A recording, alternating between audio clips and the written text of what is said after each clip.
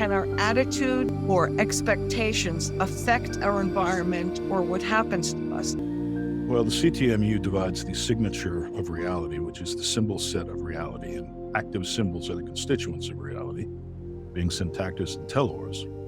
It divides that signature into two parts, which are T, the localistic universe, physical universe in which we think we live, and N, which is a wider metaphysical universe that actually has non-terminal functionality in SCSBL grammar.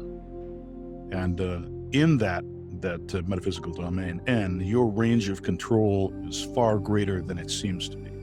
You're actually configuring reality through yourself, through your own configuration. You're becoming reality in a way, and this extends far beyond what appear to be your physical boundaries. The boundaries of your body, as you perceive yourself when you look in the mirror, are not actually your boundaries. They're just the boundaries of your body in T, in the terminal stage of SCSBL syntax.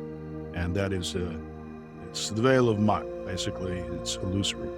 So you need to think of yourself as being someone who can, identify your telesis, affect reality. And that means affecting reality all over the place out there, directly. Okay? Does this coincide with like the law of attraction? Yes, it does, but that's really kind of a very attenuated, almost brain dead sort of. I mean, it reminds me of some of those televangelists who get on there and say, God wants us all to be rich. We're all going to be rich. If and we do what God wants us to. Well, that's not true, is it? Because we live in a finite world where not everybody can afford to be rich, at least in material terms. So not everybody can have that pink Cadillac. You know what I'm saying? And that's simple common sense, and that's what we have to realize about the law of attraction.